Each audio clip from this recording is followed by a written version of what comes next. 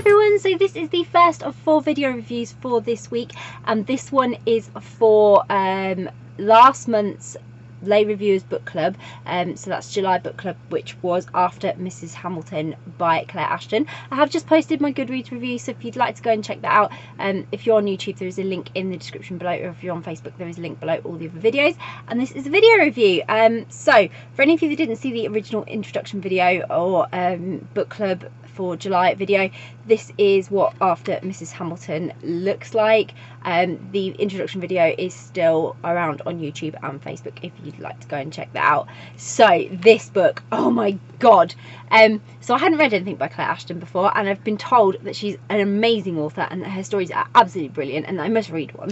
So when it came up in book club that we were going to read After Mrs. Hamilton, I was so excited, and yeah, basically because I put it in the list and then it got chosen and I was like so excited. I was dying to get something by Clare Ashton, have a reason to read it, so I got this and oh my god, was it epic. It was awesome. So Claire warned us before we started book club. She says she gets such mixed reactions from this book, she gets mixed reviews, she gets mixed everything, and having read the book I can see why that would happen. But oh my god, it's so epic, and it's a book, I'm gonna say this now because I'm gonna review it, but you shouldn't listen to any reviews for this book because you should pick it up and try it for yourself. You shouldn't be swayed by too much by people's opinions, because it's a very personal opinion that you'd have to have for this book, I'm telling you. It's kind of a read it, make your own mind up. So it follows a couple of friends, Chloe and Laura, whose lives both very dramatically change when 2 separate women enter their lives, and it just emotionally changes everything forever for them. It's got an interwoven sequence of events, past secrets, and it really is built into a very intricate story and a fantastically developed plot, and it, even for them, for Chloe and Laura, they are completely unaware of how interconnected everything is at the time of meeting these two women that come into their lives. So it was the perfect sort of, it covered a lot of things. It covered like friends to lovers, romance, age gap, erotica. It covered just a little bit of everything, and I literally loved every second of the book, and I was totally drawn to it from the beginning.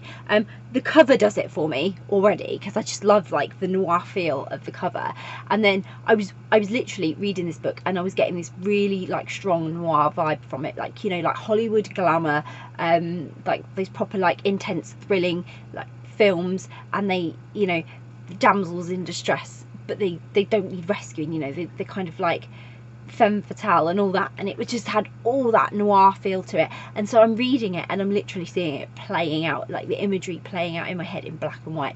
It was absolutely amazing. It was like a film playing out in my head as I was reading, and it would just, I spent so much time intrigued by this story, questioning what would happen next. I was literally gasping like between each chapter, and I was just completely hooked. Like, this has a fabulous cast. Each character has like such a big role to play, and it's such a big part of the story. They're a bit of that puzzle, and they're so important, and each bit just adds to the mystery. It creates uncertainty.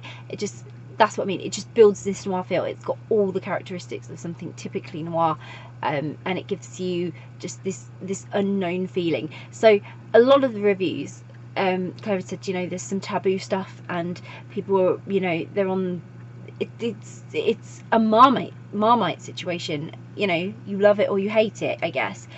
But I don't think you should. I think you should read this book. I think you should experience it for yourself, and I think you should make up your own mind.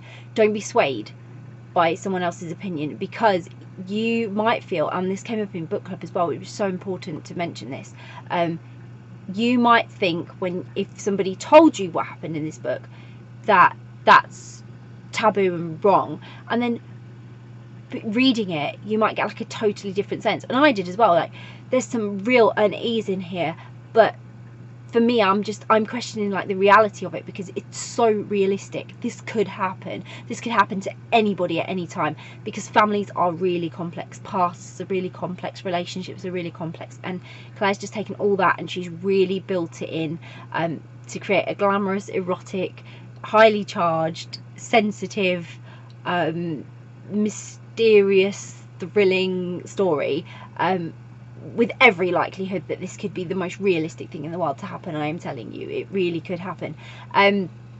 I was just literally fascinated by the way she intricately wove the stories, formed her plot, you know, literally on the edge of my seat kind of stuff.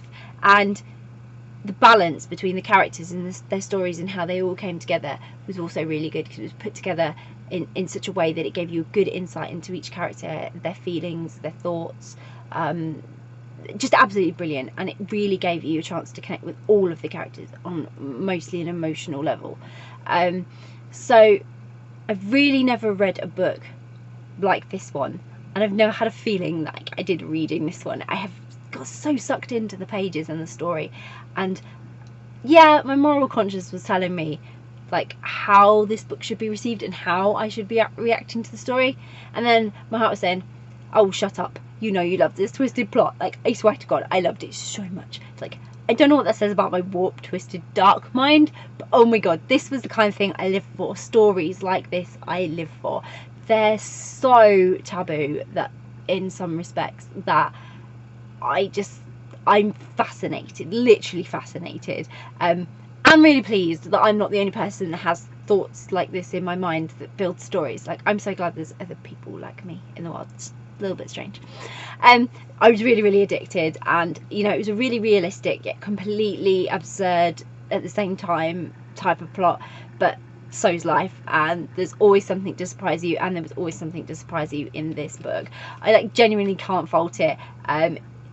It's just so good. Slow burn, intimate, tension building, thrilling and exciting, deliciously dark in so many ways, and I just can't help but love it. I really, really can't help but love it. The chemistry between the characters was brilliant. I can't even pick a favourite. I really can't. I would kind of have to say Fran, but then I have to say Chloe, and then I have to say like everybody was just brilliant characters, absolutely brilliant. But Fran and Chloe were like my favourite couple in it, if that makes sense. Like, I loved them so much. Yeah, I pretty much had an obsession with Fran the same way Chloe did, and I totally could like empathise and sympathise with Chloe, and just I really got her as a character, and she was brilliant. So I'm sorry, but you just got to read this and make up your own mind. It doesn't matter what I say, it doesn't matter what someone else says, and it doesn't matter what some of those reviews say that are like 1 star or 2 star, because I have had a look at them, and sorry, you've got to make up your own mind on this one. It's a fantastic book. I definitely think you should give it a try, and I think you should make up your own mind. But then I think that about every book. But I just loved it. I can't get enough of it. I can't wait to be able to reread this book. And yeah, I'm still a little bit obsessed with it. It's one of those books that you finish it and you kind of are like in like this state of mind where you're like, I can't start another one because I'm not done thinking about that one yet. And oh my God, just utterly fantastic. So I'll pop a link in the description so that you can go and grab a copy of After Mrs. Hamilton, so that you can make up your own mind about After Mrs. Hamilton and how your moral conscience wants to work with this amazing storyline. If you've read After Mrs. Hamilton by Clare Ashton, please let me know what you thought of it. I love talking about this book, and it is such a conversation starter, so get in touch, get talking about it. If you haven't read it yet, if it's on your to read list, or you are really intrigued now and you want to read it, or you've been planning to read it, again, let us know, because it's always great to hear what your thoughts are and what you're interested in reading.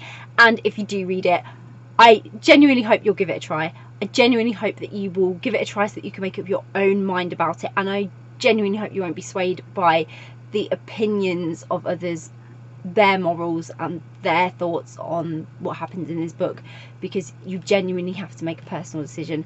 And once you've made that, get in touch and tell me what you thought of it.